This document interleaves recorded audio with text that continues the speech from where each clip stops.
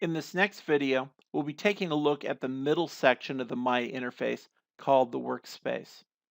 Now, to help simplify and help your understanding a little bit more, I'm going to go ahead and draw a sphere on the screen. Now, when I draw the sphere, you're going to see it's in a grid pattern.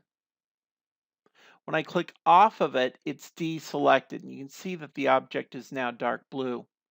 When I select the object just by clicking on it, it will turn the object light blue again. This is how you know what item you have selected. Let me go ahead and draw a cube next to this. Now you can see I have two shapes, and whichever is the selected shape is displayed by having that light blue border around all of the grid. Now, some of the common tools that you'll be using are these viewport icons.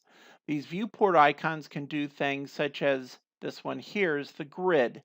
We'll actually turn off that background grid that you see or turn it back on. It works just like a toggle. Another common one that you're going to be using is next to the wireframe mode. Wireframe is what we've been looking at. We're going to go to smooth shade all. This will take and it will fill in the objects.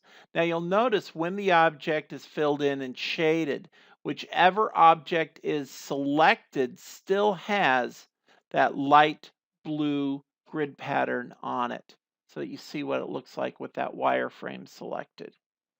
To go back to just wireframe mode, all I do is turn off the grid, goes immediately back to wireframe mode.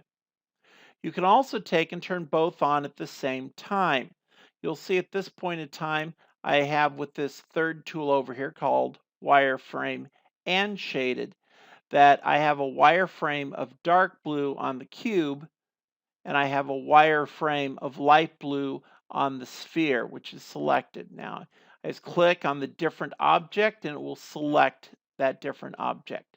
To get rid of an object, all I need to do is hit the delete key on the keyboard. That will delete it out.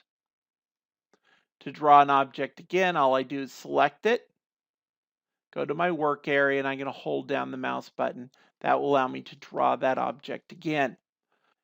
At this point, I have turned on both the wireframe and shaded. This is probably my favorite way to work when I'm working with the software. Now, there's a few other things that you can do as well. They're in the upper right-hand corner of the workspace area. One is we can actually go in, move around my view of the sphere. You can see the grid's actually moving around on me just by holding down over that view cube and moving it around. To go back to the default view, all I need to do is click back on this home button. It will automatically reposition that at home. I can also use some keyboard commands. By using the center roller, I can zoom in and zoom out. This is using the center button or the roller on my mouse that allows me to do this.